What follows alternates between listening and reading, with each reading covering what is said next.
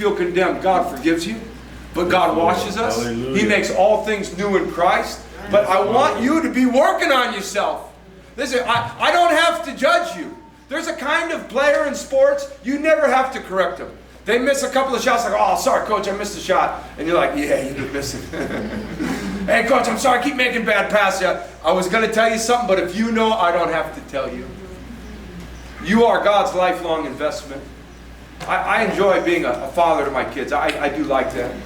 I'm not quite sure at what time I got to tell my oldest one, hey, don't call me Dad anymore. You can call me Mr. Bradford now.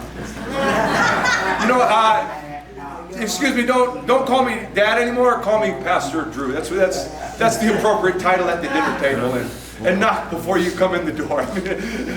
At what point do they stop being my kids? You'd say never.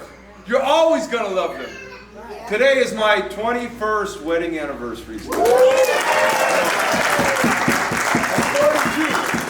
half my life, I've gotten to be married to that beautiful, wonderful wife. I love her so much. At what time do I stop investing in my marriage? You know, it's been 21 years. I put a lot into this. I think we're good. I think we're going to just kind of freeze it right here. And you know what I put in, what you put in? Let's just, you stay over there, I'll stay over there, and we'll high five here and again.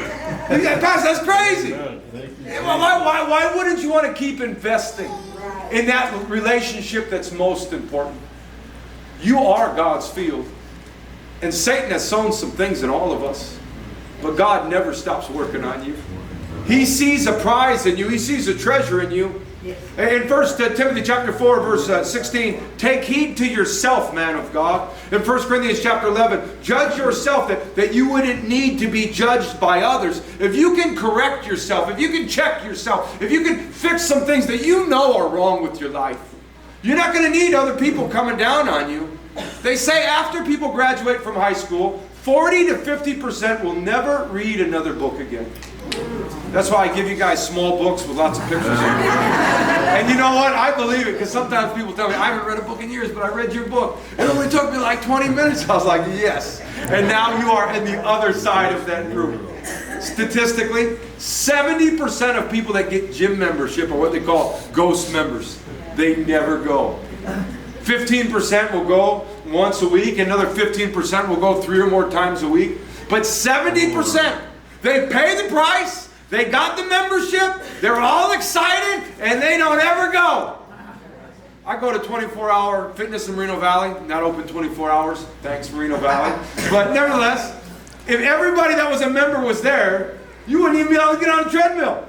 You wouldn't be able to swim in a lane. If everybody that said I'm a member showed up, but it's hard to work on yourself.